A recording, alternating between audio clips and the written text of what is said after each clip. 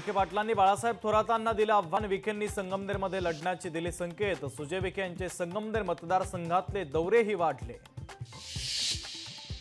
नागपूर शहरातील अनेक भागात उद्या पाणी पुरवठा बंद राहणार। दक्षिण आणि उत्तर आणि पूर्व नागपुरातील अनेक भागात उद्या पाणीपाणी। पुण्यात ध्वनी पातळीच्या मर्यादा ओलांडून मिरवणूक ध्वनी प्रदूषण रोखण्यासाठी आवाहन करून देखील डीजे जोरात वाजल्याचं स्पष्ट। बीडमध्ये पावसानं खरीप पिकांचं अतोनात नुकसान। काही ठिकाणी पंचनामे झाले असले तरी शेतकरी मात्र मदतीपासून वंचित।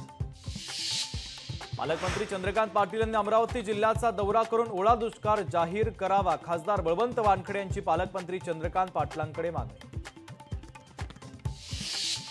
केंद्रीय मंत्री अमित शाह घेणार विदर्भातील जागांचा आढावा। 23 सप्टेंबर रोजी कोर कमिटीच्या सदस्यांसोबत संवाद साधण्याची शक्यता। बुलढाण्यामध्ये आज लाडकी बहीण योजनेचा कार्यक्रम। मुख्यमंत्री आणि उपमुख्यमंत्र्यांच्या उपस्थितीमध्ये होणार कार्यक्रम।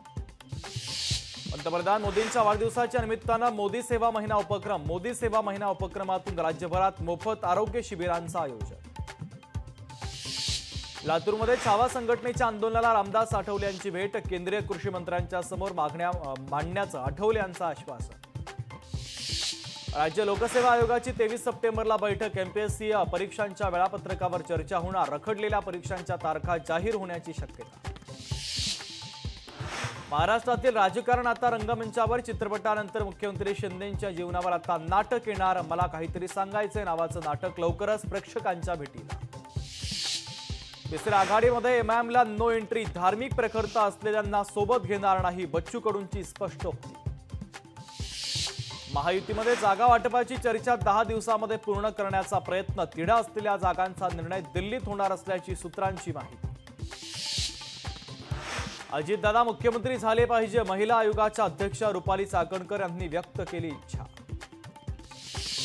सिंधुदुर्ग जिल्ह्याच्या ग्रामीण भागात रस्त्यांची दुरावस्था। रस्त्यांच्या दुरावस्थेमुळे वाहनधारकांना नाहक त्रास। तातडीने रस्ता दुरुस्त करण्याची नागरिकांची मागणी।